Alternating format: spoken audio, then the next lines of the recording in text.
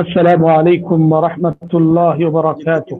الحمد لله رب العالمين، والصلاة والسلام على أشرف الأنبياء والمرسلين وعلى آله وأصحابه أجمعين وعلى من تبعهم بإحسان إلى يوم الدين. أما بعد، أعوذ بالله السميع العليم من الشيطان الرجيم من همزه ونفخه ونفثه. زين للناس حب الشهوات من النساء والبنين والقناطير المقنطرة من الذهب والفضة والخيل المسومة والأنعام والحرث ذلك متاع الحياة الدنيا والله عنده حسن المآب. جدہ دعویٰ سینٹر کے تمام ہی محترم ذمہ داران اور خصوصاً فضیلت الشیخ عنایت الرحمن مدنی صاحب حفظہ اللہ اور آج کے اس پروگرام میں شریک ہمارے تمام معزز بھائی اور معزز بہنیں، آج میں آپ کی خدمت میں ایک اہم موضوع لے کر حاضر ہوا ہوں۔ آج کا میرا موضوع آپ لوگوں نے جیسا کہ اعلان میں پڑھا ہے، عشق و محبت کا فتنہ، نوجوان نسل سے تعلق رکھنے والا ایک سلگتا ہوا موضوع ہے۔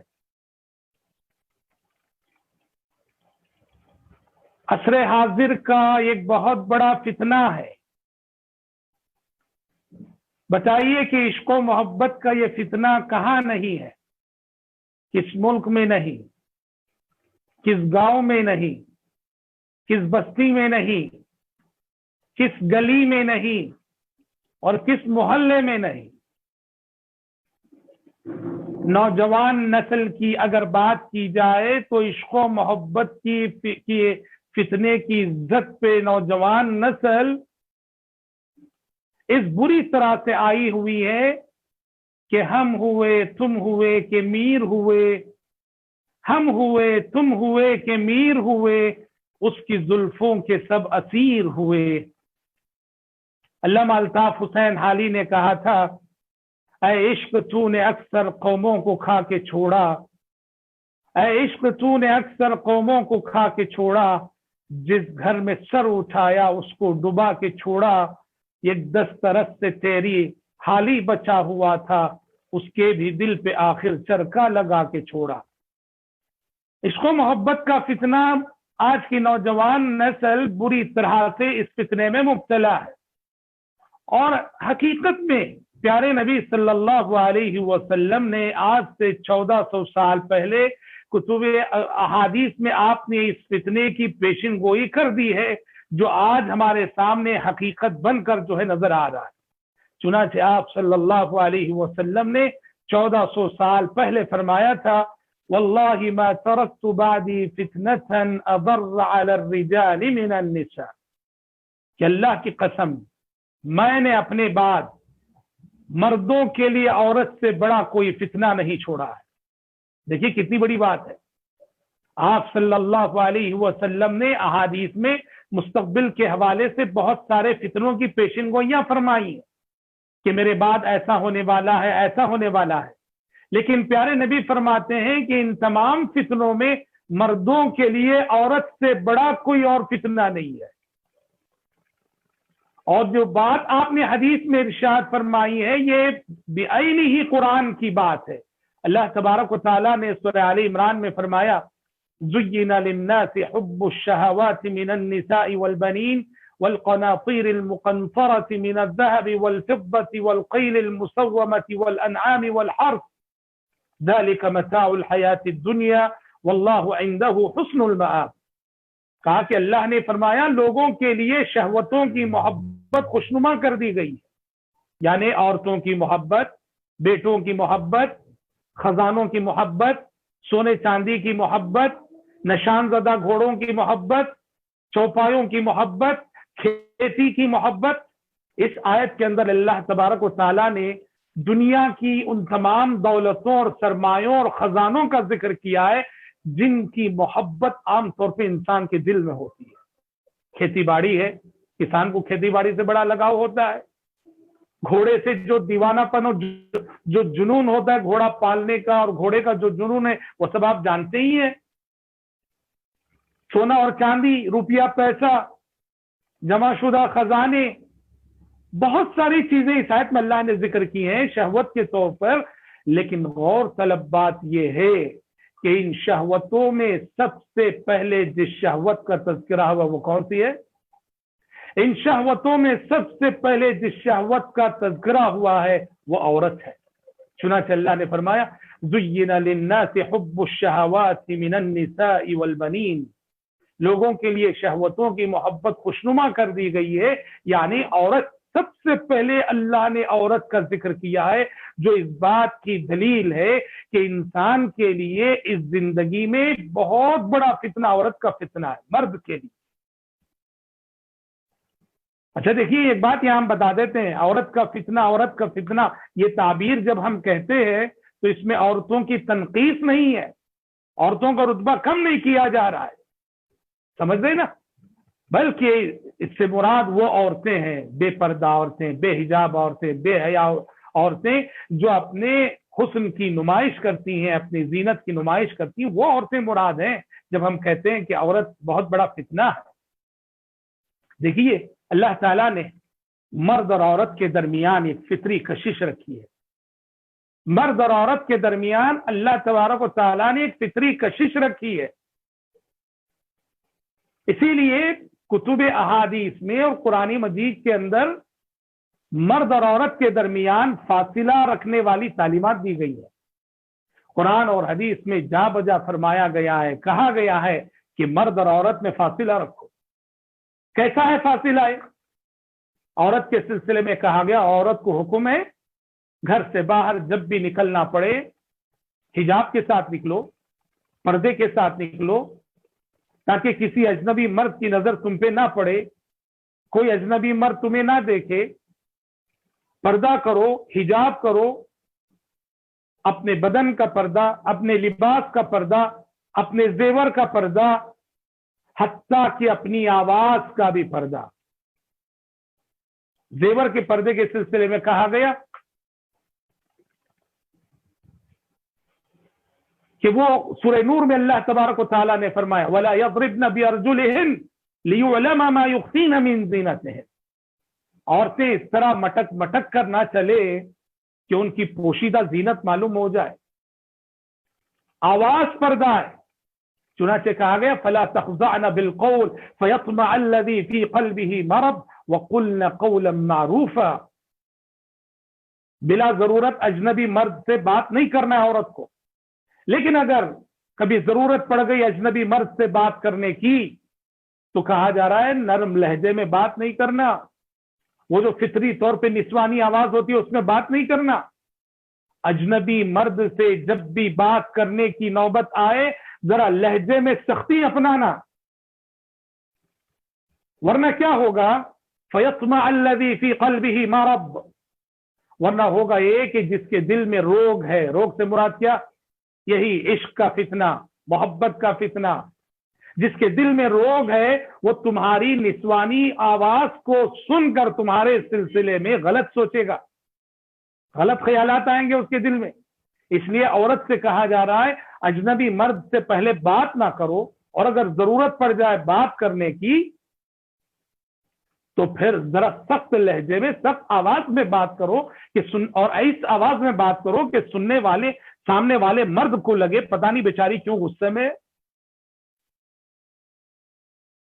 حتیٰ کہ اس کی خوشبو کا بھی پردہ ہے، آواز کا بھی پردہ، زیورات کا بھی پردہ، خوشبو کا بھی پردہ ہے. اسی لیے آپ صلی اللہ علیہ وسلم نے فرمایا ان طیب الرجال ما ظہر لونه ما ظہر ریحه وخفی لونه وطیب النساء ما ظہر لونه وخفی ریحه. مرد ایسی خوشبو استعمال کریں کہ جس میں مہک زیادہ ہو، رنگ نہ ہو، اور عورتیں ایسی خوشبو استعمال کریں جس میں مہک کم ہو اور رنگ زیادہ ہو. زعفران جیسی خوشبو ہے، مہک کم ہے مگر رنگ زیادہ ہے. تو دیکھیے پردے کا کتنا وسیع تصور ہے. یہ سب کیا ہے؟ یہی زنا کے فتنے کو روکنے کے لیے، عشق و محبت کے فتنے کو روکنے کے لیے دی گئی تعلیمات ہیں سب۔ اختلاط مرد اور عورت کے درمیان جو فطری کشش ہے، تو فتنوں سے بچانے کے لیے جو تعلیمات شریعت نے دی ہیں فاصلے کی، اس میں ایک اختلاط بھی ہے۔ کہا اختلاط سے بچو۔ اختلاط کا مطلب کیا ہے؟ ایک جگہ اجنبی مرد اور اجنبی عورتوں کا جمع ہو جانا ہے، اکٹھا ہو جانا بغیر پردے کے سخت منع ہے۔ پیارے نبی نے فرمایا ایاکم والدخول علی النساء، آپ نے فرمایا کہ جہاں عورتیں ہوتی ہیں وہاں جانے سے بچو، جہاں عورتیں ہوتی ہیں وہاں داخل ہونے سے پرہیز کرو۔ قالوا یا رسول اللہ افرأیت الحم، پوچھنے والوں نے پوچھا اے اللہ کے نبی دیور کے بارے میں آپ کیا کہتے ہیں؟ آپ نے فرمایا الحم والموت، کہا کہ دیور سے تو ویسے ڈرو جیسے موت سے ڈرتے ہو، موت کا نام سن کے جیسے تم ٹینشن ہو جاتے ہو، عورت کو اپنے دیور کے سلسلے میں اسی طرح سنجیدہ ہو جانا چاہیے۔ وہی تو سب سے بڑا فتنہ عورت کے لیے دیور۔ اور ہمارے معاشرے میں بھابھی اور دیور کے درمیان ہنسی مذاق چھیڑ چھاڑ جیسا اتنا برا ماحول ہے، افسوس کے ساتھ کہنا پڑتا ہے کہ جس رشتے کو پیارے نبی نے سب سے زیادہ خطرہ بتایا ہے، آج اسی رشتے میں سب سے زیادہ بے تکلفی پائی جاتی ہے۔ دو رشتے ہیں، ایک سالی اور بہنوئی، یہ بھی بڑا نازک رشتہ، اور ایک دیور اور بھابھی، یہ بھی بڑا نازک رشتہ۔ یہاں بہت احتیاط ہونا چاہیے، لیکن افسوس ہے کہ ہمارے معاشرے میں ان دونوں رشتوں کے سلسلے میں بے احتیاطی ہوتی ہے۔ سالی اور بہن بھائی میں ہنسی مذاق چھیڑ چھاڑ چلتا رہتا ہے، اسی طرح سے دیور اور بھابھی میں بھی چلتا رہتا ہے۔ بہرحال پیارے نبی نے فرمایا ایاکم والدخول علی النساء، جہاں عورتیں ہوتی ہیں وہاں جانے سے بچو، وہاں داخل ہونے سے بچو۔ خلوت، اجنبی مرد اور عورت کے درمیان خلوت سے منع کیا گیا ہے۔ خلوت کا مطلب کیا ہے؟ تنہائی میں کوئی اجنبی مرد اور عورت ساتھ نہ رہے، تنہائی میں اس طرح کہ وہاں یہی دو ہوں، کوئی تیسرا نہیں ہے، ایسا نہیں رہنا چاہیے، بھلے سے وہ کسی نیک مقصد کی خاطر ہی کیوں نہ سے۔ مثال کے طور پر آپ لفٹ میں جا رہے ہیں، لفٹ میں جانا چاہ رہے ہیں، کھڑے ہوئے ہیں، لفٹ کھلتا ہے، دیکھ رہے لفٹ میں سامنے ایک لیڈیز ہے، نہیں جانا، کیونکہ اگر آپ جائیں گے 10 سیکنڈ کے لیے صحیح خلوت ہو جائے گی کہ ایک بند مقام پر تنہائی میں ایک اجنبی مرد اور عورت ساتھ ہیں۔ پیارے نبی نے فرمایا لا یخلون رجل بامرأۃ، کوئی شخص کسی عورت کے ساتھ کبھی خلوت میں نہ رہے، تنہائی میں نہ رہے، اجنبی عورت کے ساتھ، اجنبی عورت اجنبی مرد کے ساتھ، اجنبی مرد اجنبی عورت کے ساتھ، الا کان ثالثهما الشیطان، اگر ویسا ہوں گے کیا ہوگا؟ تیسرا شیطان رہے گا، شیطان بہت جلد آ جائے گا۔ ہمارے معاشرے میں بڑی بے احتیاطی ہوتی ہے، بہت بے احتیاطی۔ جیسے میں نے کہا نیک مقصد کی خاطر کیوں نہ صحیح، اجنبی مرد اور اجنبی عورت تنہائی میں نہیں رہ سکتے۔ مثال کے طور پر کوئی مولوی صاحب ہیں، کوئی عالم صاحب ہیں، کوئی حافظ صاحب ہیں، ہمارے گھر آتے ہیں، کس لیے آتے ہیں؟ بچوں کو قرآن پڑھانے کے لیے، ٹھیک ہے، اچھی بات ہے۔ ہم کیا کرتے ہیں؟ کمرے میں ہماری نوجوان بچی کو، نوجوان لڑکی کو اس حافظ کے سامنے بٹھا دیتے ہیں، جبکہ تیسرا کوئی نہیں ہوتا، خلوت ہو گئی۔ آپ بولیں گے عالم ہے، حافظ ہے، ہاں عالم ہے، حافظ ہے، پہلے وہ انسان ہے، اس کے پیچھے بھی شیطان ہے، اس کے ساتھ بھی شیطان ہے، بلکہ بسا اوقات علماء کے پیچھے لگا ہوا شیطان بڑا اسٹرانگ ہوتا ہے۔ تو شریعت نے دیکھیے کتنی تعلیمات دی ہیں، یہ جو مرد اور عورت کے درمیان فطری کشش جو اللہ نے رکھی ہے، کہیں یہ چیز فتنے کی شکل نہ اختیار کر جائے، اس کے لیے شریعت نے یہ سب تعلیمات دی ہیں۔ سفر ہے، عورت کو منع کیا ہے تنہا سفر کرنے سے، عورت تنہا سفر نہیں کر سکتی۔ آپ صلی اللہ علیہ وسلم نے محرم کے بغیر لمبا سفر کرنے سے عورت کو منع کیا۔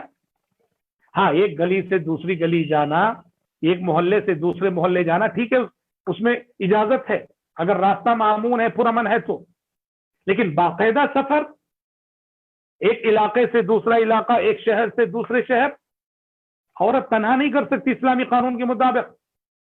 عورت کے لیے محرم ضروری ہے، محرم چاہیے اس کے لیے. یہ سب تعلیمات ہیں جو شریعت نے سد الذرائع کے طور پر، جو فتنے برپا ہو سکتے ہیں، فتنوں کو روکنے کے لیے شریعت نے یہ سب تعلیمات دی ہیں. مگر آج کیا کہیں، آزادی کا دور ہے، آزادی کے نعرے ہیں. آج انسان ہر چیز سے آزادی چاہ رہا ہے، اور یہ آزادی کے نعرے لگاتے لگاتے اخلاق سے آزادی، اللہ اللہ، شرم و حیا سے آزادی، سنجیدگی اور متانت سے آزادی، اعلیٰ اخلاق اور کیریکٹر سے آزادی، مثالی تہذیب اور مثالی ہر چیز سے آزادی کے نام پر یہ ساری پابندیاں آج ختم کر دی گئی. خلوت دیکھ لو کتنے مظاہر چاہیے خلوت کے آپ کو، اجنبی مرد اور عورت کے درمیان. اختلاط دیکھ لو، ہمارا سارا معاشرہ یہ اختلاط کا نمونہ بنا ہوا ہے. بے حجابی کے تو کیا کہنے، ہر جگہ عورت ہے. آج عورت پوری طرح سے بے حجاب ہو کر سامنے آ چکی ہے. تعلیم گاہیں، درس گاہیں، اسکول اور کالجز جہاں کے تعلیم دی جانی چاہیے یا تعلیم دی جاتی ہے، جہاں ادب کا سبق سیکھا جاتا ہے اور سکھایا جاتا ہے، آج کیا ہے اسکول اور کالجز کی صورتحال؟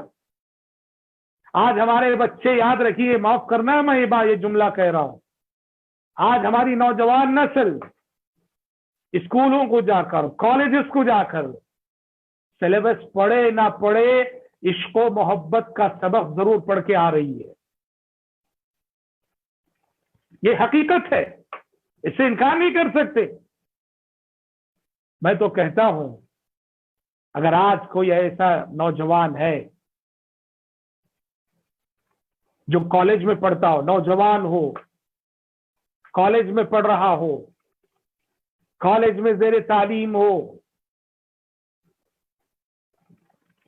اور پورے تعلیمی مرحلے میں وہ عشق و محبت کے فتنے کا شکار نہیں ہوا، اپنے دامن کو اس نے عشق و محبت کے دھبوں سے داغدار نہیں کیا، تقوی کی اس سے بڑی پہچان نہیں ہو سکتی. اللہ کا ولی ہے وہ نوجوان جو آج کی کالجوں میں پڑھ رہا ہو، یونیورسٹیوں میں پڑھ رہا ہو، جہاں بے حیائی کے ہزار مظاہر ہیں، اور وہ یوں اپنی جوانی کو بے داغ رکھتا ہے کہ اپنے دامن کردار کو عشق و محبت کے دھبوں سے اس نے داغدار نہیں ہونے دیا، کسی کی زلف کا وہ اسیر نہیں ہوا، تو واللہ اللہ کا ولی ہے یہ نوجوان. مگر ہیں کیا؟ میں یہ نہیں کہتا کہ سب ہوں گے اللہ کے بندے، لیکن میجارٹی، یہ اتنا بڑا مسئلہ، اتنا بڑا فتنہ ہے، اللہ رحم کرے کہ جیسے ہم نے کہا، ہم ہوئے، تم ہوئے کہ میر ہوئے، اس کی زلفوں کے سب اسیر ہوئے. توڑ سکتی نہیں تقوی کو میرے کوئی صدا، توڑ سکتی نہیں تقوی کو میرے کوئی صدا، شرط یہ ہے کہ وہ پازیب کی جھنکار نہ ہو. حیا جاتی رہی، شرم و حیا نہ رہی، بالکل نہ رہی. آپ لڑکوں کی بات کریں یا لڑکیوں کی بات کریں، شرم و حیا نہ رہی. لڑکوں سے زیادہ شرم و حیا لڑکیوں میں ہوتی تھی، مردوں سے زیادہ شرم و حیا عورتوں میں ہوتی تھی. اسی لیے شرم و حیا کا ایک معیار یہ تھا، ایک وقت صحابہ نے پیارے نبی صلی اللہ علیہ وسلم سے پوچھا تھا کہ اللہ کے نبی، ایک باپ اپنی بیٹی کے لیے رشتہ ڈھونڈتا ہے، رشتہ تلاش کرتا ہے، اور رشتہ ڈھونڈنے کے بعد، رشتہ تلاش کرنے کے بعد وہ باپ اپنی بیٹی سے مشورہ لیتا ہے، پوچھتا ہے کہ بیٹی فلاں لڑکا ہے، فلاں نام کا لڑکا ہے، فلاں صفات کا لڑکا ہے، یہ رشتہ منظور ہے کیا؟ اس کے جواب میں وہ بچی کچھ نہیں کہتی ہے، وہ لڑکی کچھ نہیں بولتی ہے. تو اللہ کے نبی اس خاموشی کو ہم کیا سمجھیں؟ تو پیارے نبی نے فرمایا کہ اس کی خاموشی رضامندی ہے. اگر وہ خاموش رہتی ہے تو سمجھ جاؤ کہ وہ اس کی خاموشی ہاں کہنے کے برابر ہے، وہ اس رشتے سے راضی ہے اور وہ رشتہ اسے منظور ہے. ہاں دیکھیے، شرم و حیا کا ایک معیار یہ، رشتہ دیکھ رہا ہے باپ، ڈھونڈ رہا ہے باپ، دیکھنے کے بعد اپنی لڑکی سے آ کے اس کی صفات کا تذکرہ کر کے مشورہ لے رہا ہے، اس کی رائے لینا چاہ رہا ہے، اس کی رضامندی کا اظہار چاہ رہا ہے، تو لڑکی ہاں کہتے ہوئے بھی شرماتی تھی، وہ خاموش رہتی تھی. کیوں؟ شرم و حیا مانے ہے، شرم و حیا رکاوٹ ہے. یہ ایک دور تھا جب خواتین کی شرم و حیا کا معیار یہ تھا، اور آج کا دور یہ ہے لڑکی خود رفیق سفر کا انتخاب کرتی ہے، کسی لڑکے کے معاشقے کے چکر میں پڑتی ہے اور پورے خاندان سے فائٹ کرتی ہے اور ماں باپ سے چیلنج کرتی ہے، کروں گی تو یہی کروں گی اور اسی سے کروں گی ورنہ مر جاؤ. شرم و حیا رخصت ہو گئی. حیا بہت بڑی چیز ہے اخلاق کی حفاظت کے لیے، کردار کی حفاظت کے لیے، جوانی کی حفاظت کے لیے. حیا بہت بڑی چیز ہے. پیارے نبی صلی اللہ علیہ وسلم نے فرمایا ان مما ادرک الناس من کلام النبوۃ الاولى اذا لم تستحی فاصنع ما شئت.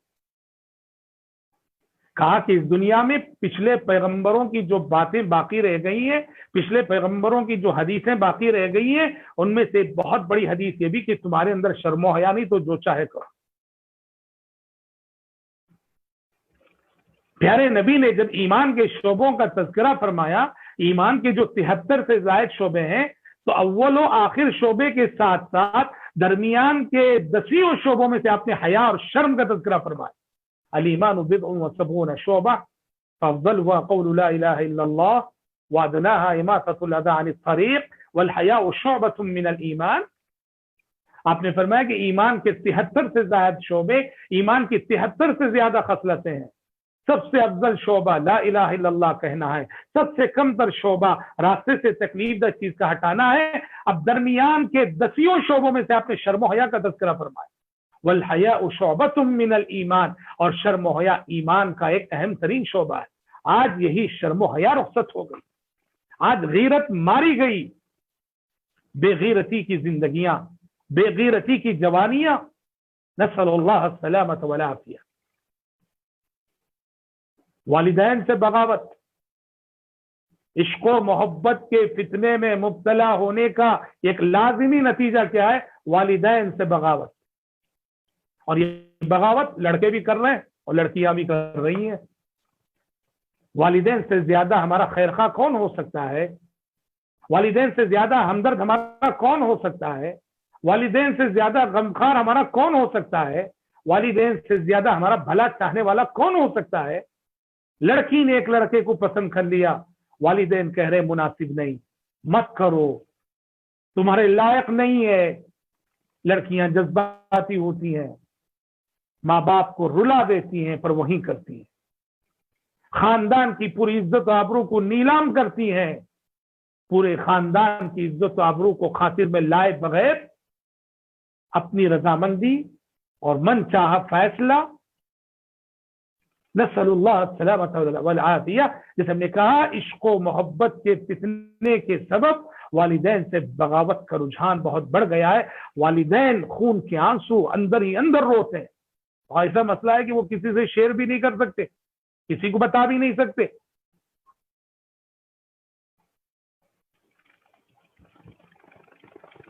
زندگی کا آغاز اگر والدین کی نافرمانی سے ہو رہا ہو، وہ لڑکا کرے کہ لڑکی کرے، جس جگہ والدین کو منظور نہیں اس جگہ زبردستی کر کے والدین پہ دباؤ ڈال کے، حالانکہ والدین کے کہنے میں مصلحت ہے، بھلائی ہے، والدین کی بات میں وزن ہے کہ وہاں مت کرو جو کہہ رہے، پھر بھی ہم والدین کو نظر انداز کر کے، ان کی ارمانوں کو کچل کر، ان کی نافرمانی کر کے، والدین سے بغاوت کر کے جب اپنی ازدواجی زندگی کا آغاز کریں گے، آپ بتاؤ کہاں سے اللہ تبارک و تعالیٰ کی نصرت اور اللہ کی مدد آئے گی؟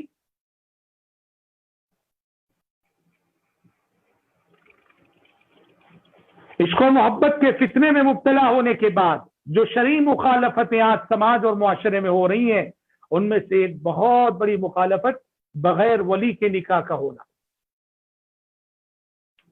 اس لیے کہ مثلا ملکی قانون ہے، ملکی دستور کہتا ہے لڑکا لڑکی اگر راضی ہیں ان کا نکاح ہو سکتا ہے، ملکی قانون یہ کہتا ہے۔ اب چونکہ ملکی قانون یہ کہتا ہے، ملک کا دستور یہ کہتا ہے، تو ولی جیسی اہم شرط جس کے بارے میں پیارے نبی صلی اللہ علیہ وسلم نے فرمایا ایما امرأة نکحت بغیر اذن ولیها فنکاحها باطل فنکاحها باطل فنکاحها باطل، جو عورت بھی، جو لڑکی بھی اپنے ولی کی اجازت کے بغیر شادی کرے اس کا نکاح باطل ہے، اس کا نکاح باطل ہے، اس کا نکاح باطل ہے۔ لڑکا لڑکی جاتے ہیں کورٹ میں اور کورٹ میں جو رجسٹر میرج کر لیتے ہیں، ولی نہیں ہے ولی، یاد رکھیے ایسا نکاح باطل ہے جس کے باطل ہونے کی تاکید پیارے نبی صلی اللہ علیہ وسلم نے تین مرتبے فرمائی ہے، فنکاحها باطل فنکاحها باطل فنکاحها باطل۔ اور اس عشق و محبت کے فتنے کا ایک اور برا نتیجہ، برا ثمرہ یہ ہوتا ہے کہ اس کی وجہ سے خود ہماری نوجوان نسل کی زندگی برباد ہوتی ہے۔ آپ ایک چیز نوٹ کیجئے، جو بھی شادیاں معاشقے کے بعد ہوتی ہیں، عشق و محبت کے چکر میں مبتلا ہو کر جو رشتے ہوتے ہیں نا، دیکھیے وہ رشتے کیسے نبھتے ہیں معاشرے میں۔ نہیں، سال 2 سال 3 سال 4 سال جھگڑے شروع، لڑائیاں شروع، کیوں جانتے ہیں؟ اس لیے یہ جو رشتہ ہوا ہے یہ عشق و محبت کی بنیاد پر ہوا ہے۔ یہاں نہ دین دیکھا گیا، یہاں نہ عقیدہ دیکھا گیا، یہاں نہ اخلاق دیکھے گئے، یہاں نہ کیریکٹر دیکھے گئے۔ شریعت نے تعلیم دی ہے کہ اپنے لڑکوں کے لیے لڑکیوں کو دیکھتے ہوئے، لڑکیوں کے لیے لڑکوں کو دیکھتے ہوئے دین اور اخلاق کو مد نظر رکھنا نہ بھولو۔ شریعت نے باقاعدہ یہ تعلیم دی ہے، اذا اتاکم من ترضون دینہ وخلقہ فزوجوہ، تنکح المرأة لأربع، لمالها ولجمالها ولحسبها ولدینها فاظفر بذات الدین تربت یداک۔ پیارے نبی نے فرمایا کہ عورت عام طور پر کوئی بھی لڑکا کسی لڑکی کا انتخاب کرتا ہے اس کے حسن و جمال کو دیکھ کر، اس کے مال کو دیکھ کر، اس کی خوبصورتی کو دیکھ کر، اس کے دین کو دیکھ کر۔ آپ نے فرمایا فاظفر بذات الدین، تم رشتہ کرتے ہوئے دین کو دیکھنا نہ بھولو، دیندار عورت کا انتخاب کرو۔ کیا ہوگا؟ تربت یداک، زندگی بڑی خوشگوار گزرے گی۔ اب عشق و محبت میں ہوتا کیا ہے؟ اس نے نہ دین دیکھا، اس نے نہ اخلاق دیکھا، اس نے نہ کیریکٹر دیکھا، اس نے صرف صورت دیکھی۔ یاد رکھو صورتوں کا نشہ بہت جلد اتر جاتا ہے، چہروں کا نشہ بہت جلد اتر جاتا ہے۔ اسی لیے عشق و محبت کی بنیاد پر جتنے رشتے ہوتے ہیں 6 مہینے سال میں وہ چہروں کا، صورتوں کا نشہ اتر گیا، اب اس کے بعد بد اخلاقی شروع، بد زبانی شروع، لڑائیاں شروع، جھگڑے شروع، اور ایسے رشتوں کا انجام عموماً طلاق یا خلا جو ہے، طلاق یا خلا کی شکل میں ایسے رشتوں کا انجام ظاہر ہوتا ہے۔ تو حقیقت میں یہ جو جوڑے ہوتے ہیں معاشقہ کرنے والے، یہ حقیقت میں خود اپنی زندگی آپ برباد کرتے ہیں، اپنے پیروں پہ آپ کلہاڑی مار رہے ہوتے ہیں۔ بس نوجوان ہیں، جذباتی فیصلے ہیں، دور اندیشی نہیں ہے، ماں باپ جو دور اندیش ہیں ان کی بات نہیں مان رہے، نہیں سن رہے، نتیجے میں اپنے پیروں پہ کلہاڑی مارتے ہیں، اپنی زندگی آپ برباد کرتے ہیں، اپنے نفس کی خواہشات کو پورا کرنے کے لیے اپنی پوری زندگی کو داؤ پر لگاتے ہیں. اس لیے یاد رکھو محترم بھائیوں بہنوں، اللہ رب العالمین نے جنت پانے کے لیے شرط رکھی، وَنَهَى النَّفْسَ عَنِ الْهَوَىٰ، نفس کی خواہشات کے آگے روک لگانا یہ بہت ضروری ہے. نفس جو کہتا ہے وہ نہ سنو. نفس ایسی چیز ہے کہ زندگی میں سب سے زیادہ اس سے لڑنا ہے، ہمیں اس کی مخالفت کرنی ہے، ہمیں نفس کی نافرمانی کرنی ہے ہمیں. اور عشق و محبت میں ہوتا ہے کہ ہم قدم قدم پر نفس کی سنتے ہیں. اچھا، اس کا ایک اور اثر یہ بھی ہوتا ہے یہ عشق و محبت کے فتنے کا، وہ کیا ہے جانتے ہیں؟ بہت بہت دور تک اللہ رحم کرے ہماری آنے والی نسلیں بھی اس سے متاثر ہوں گی، کیونکہ یہ عشق و محبت کی کہانیاں، عشق و محبت کے قصے معاشرے میں اتنے مشہور ہو جاتے ہیں، اتنے مشہور ہو جاتے ہیں. ہماری شادی ہو گئی، ہماری اولاد ہو گئی، ہمارے بچے پلنے لگے، بڑھنے لگے، لوگوں کی زبانی ہمارے بچوں کو سننے کو ملتا ہے کہ ابا امی کی شادی جو ہوئی تھی یہ اس طرح ہوئی تھی، وہ بھاگ کے گئے تھے، وہ بھگاوے کے گئے تھے. نعوذ باللہ. سوچئے ہماری نئی نسلوں کی تربیت خود ہمارے لیے کتنی بے شرمی کی بات ہے ہمارے بچوں کے سامنے. اسے یاد رکھیے، اپنی نظروں کی حفاظت کیجیے. نوجوان لڑکے ہوں، نوجوان لڑکیاں ہوں، اپنی نظروں کی حفاظت کیجیے. قل للمؤمنین یغضوا من ابصارهم ویحفظوا فروجهم ذلک ازکی لهم.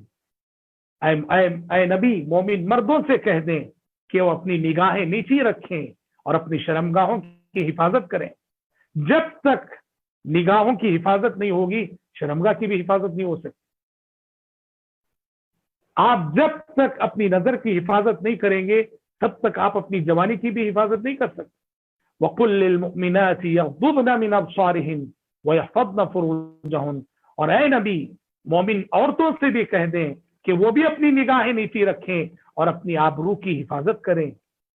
نظریں بچھا کے چلو، نظریں جھکا کے چلو.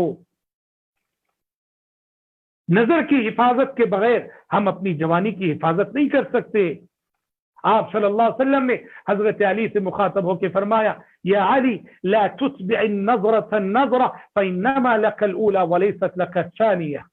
آپ نے فرمایا کہ علی، نظر کے پیچھے نظر مت لگاؤ، کیونکہ پہلی نظر تمہارے لیے جائز تھی، دوسری تمہارے لیے جائز نہیں. کیا مطلب ہے؟ کسی پر غیر ارادی طور پر، غیر قصدی طور پر نظر پڑ گئی، فوراً پھیر لینا ہے، دیکھتے نہیں رہنا ہے. آپ نے فرمایا پہلی نظر معاف ہے. کیوں معاف ہے؟ اس لیے کہ ارادے کے بغیر وہ نظر پڑی، لیکن دوسری نظر معاف نہیں ہے.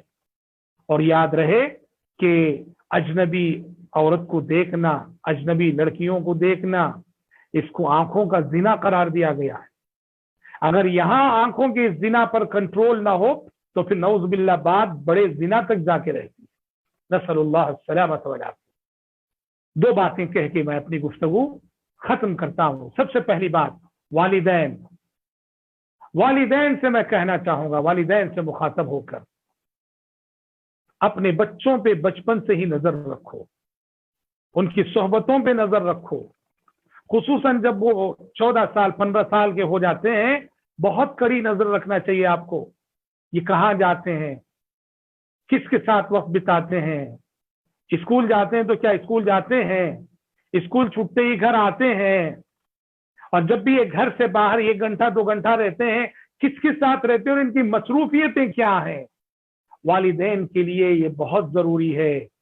اور اسی طرح والدین کے لیے یہ بھی ضروری ہے، آپ اپنے بچوں کے لیے آپ موبائل دلاتے ہوں گے، قیمتی موبائل بچوں نے کہا دلا دیا، بچیوں نے کہا دلا دیا، اور ریچارج بھی کر دیا آپ نے. یہ جائزہ لینا نہ بھولو موبائل کا وہ کہاں تک صحیح استعمال کر رہے ہیں. کیونکہ ہوتا یہ ہے کہ اس موبائل کے راستے سے آپ کے گھر میں کئی اجنبی پہنچے ہوئے، آپ کی بچی تک آپ کو خبر نہیں. اس موبائل کے راستے سے کئی اجنبی لڑکیاں پہنچی ہوئی آپ کے گھر، آپ کے بچے تک، اور آپ کو خبر نہیں ہے. اس طرح آپ خود اپنے بچوں کی زندگیوں کو برباد کرنے والے بنیں گے۔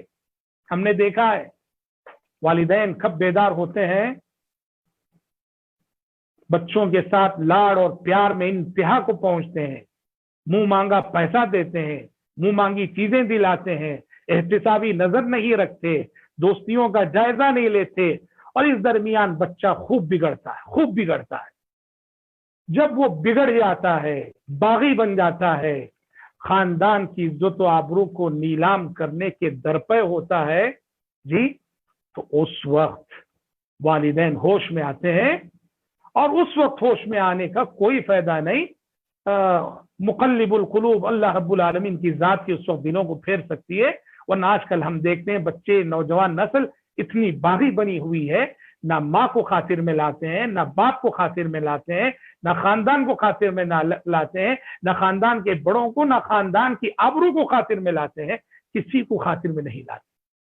قبل اس کے کہ آپ کے بچے اس اسٹیج تک پہنچیں، اس مرحلے تک پہنچیں، احتسابی نظر رکھو اپنے بچوں پر، احتسابی نظر رکھ کر جب ان سے غلطی ہو رہی اسی وقت اصلاح کرو۔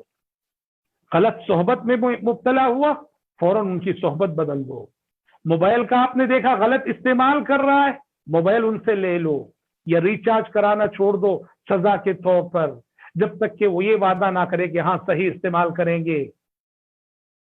بنا پوچھے گھر سے باہر 2-4 گھنٹے گزار کے آتا ہے، کہاں گیا تھا، کیا کیا، جب تک وہ بتاتا نہیں آپ کو، آپ گھر سے باہر جانے نہ دو۔ ہم یہ نہیں کر رہے ہیں کہ پوری طرح سے جکڑ کے رکھ دو، نظر رکھو، احتسابی نظر رکھو۔ ہمارے بچے جب گھر سے باہر اور اسکول سے باہر ہوتے ہیں نا، تبھی بگڑتے ہیں۔ گھر سے باہر جو ان کا وقت گزرتا ہے، اسکول اور کالج سے باہر ان کا جو وقت گزرتا ہے نا، کلاس روم سے باہر، ہمارے بچے یہیں بگڑتے ہیں۔ نظر رکھنا بہت ضروری ہے، والدین کی بہت بڑی ذمہ داری ہے۔ اور وہی میں اپنی نوجوان بھائیوں سے، نوجوان بہنوں سے گزارش کروں گا، اپنے اخلاق، اپنے کردار اور اپنی جوانی کی حفاظت کی ایک تو آپ کو کوشش کرنی ہے، ارادہ کرنا ہے، کوشش اور ارادے کے ساتھ ساتھ آپ کو دعاؤں کا بھی سہارا لینا ہے، دعاؤں کا بھی سہارا لینا ہے۔ پیارے نبی صلی اللہ علیہ وسلم کی عظیم دعا کتب احادیث میں آئی ہے، آپ صلی اللہ علیہ وسلم یہ دعا کرتے تھے، اللہم اہدنی لأحسن الاخلاق فإنه لا يهدي لأحسنها إلا أنت واصرف عني سيئها لا يصرف عني سيئها إلا أنت۔ اے اللہ مجھے اچھے اخلاق کو اپنانے کی توفیق دے دے، کہ اچھے اخلاق کو اپنانے کی توفیق تو ہی دے سکتا ہے، اور اے اللہ برے اخلاق کو مجھ سے پھیر دے، کہ برے اخلاق کو مجھ سے تو ہی پھیر سکتا ہے۔ یہ کتنی بڑی دعا ہے۔ اللہم آتی نفسی تقواها وزکیها انت خیر من زکاها، پیارے نبی کی دعا، اے اللہ میرے نفس کو اس کا تقوی عطا فرما، اور میرے نفس کو پاک کر دے، کہ میرے نفس کو تو ہی پاک کر سکتا ہے۔ اور اپنے نفس کے شر سے پناہ مانگنا نہ بھولو، وَنَعُوذُ بِاللَّهِ مِن شُرُورِ أَنفُسِنَا، اور خاص طور پہ ایک مشورے کے طور پر آپ نوجوان بھائیوں اور بہنوں سے میں کہوں گا، سورہ یوسف کا مطالعہ ذرا ترجمے، ٹرانسلیشن اور تفسیر کے ساتھ کرو۔ واللہ حضرت یوسف علیہ السلام کی بے داغ زبانی، حضرت یوسف علیہ السلام کا بے داغ کردار، حضرت یوسف علیہ السلام کی وہ استقامت، جب عزیز مصر کی بیوی نے ورغلانا چاہا، آپ کو بڑا حوصلہ ملے گا، آپ کو بڑی ہمت ملے گی۔ میں آپ سبھی نوجوانوں سے جو کہیں بھی زندگی کے کسی بھی مرحلے میں اس فتنے میں مبتلا ہے، خاص درخواست کروں گا، سورہ یوسف کو بار بار پڑھو، دوہرا کر پڑھو، ٹرانسلیشن ترجمے کے ساتھ پڑھو اور تفسیر کے ساتھ پڑھو۔ اللہ کے جلیل القدر پیغمبر حضرت یوسف علیہ السلام کی زندگی آپ کو بڑے عظیم درس دیتی ہوئی نظر آئے گی، آپ کو حوصلہ ملے گا، ہمت ملے گی اور استقامت نصیب ہوگی۔ میں اپنی گفتگو کو زیادہ طول نہ دیتے ہوئے انہی چند نکات پر سمیٹتا ہوں، دعا کرتا ہوں رب العزت سے کہ پروردگار عالم مجھ کہنے والے کو، آپ سبھی سننے والوں کو، خصوصاً ہماری نوجوان نسل کو اللہ رب العزت عشق و محبت کے فتنے سے بچائے۔ اللہ اخلاق و کردار کی ہم سب کو حفاظت کرنے کی توفیق عطا فرمائے، اپنی نئی نسلوں کی حفاظت کرنے کی توفیق عطا فرمائے۔ شکریہ آپ سب بھائیوں کا، بہنوں کا جو اس پروگرام میں شریک رہے، اور خصوصاً میں شکر ادا کرتا ہوں جدہ جالیات اور جدہ دعوت سینٹر کے تمام ہی ذمہ داروں کا، اس میں خاص طور پر فضیلت الشیخ عنایت الرحمن مدنی حفظہ اللہ کا آپ کی محبتیں ہیں اور آپ کی عنایتیں ہیں کہ بار بار آپ ہمیں یہ سعادت عطا کر رہے ہیں کہ ہم آپ کے پلیٹ فارم سے قوم سے خطاب کر سکیں، اپنے مسلمان بھائیوں سے، دینی بھائیوں سے خطاب کر سکیں۔ اللہ رب العزت ہم سب کی، آپ سب کی جستجو اور محنت کو شرف قبولیت میں نوازے، آمین ثم آمین۔ وآخر دعوانا ان الحمد للہ رب العالمین، والسلام علیکم ورحمۃ اللہ وبرکاتہ۔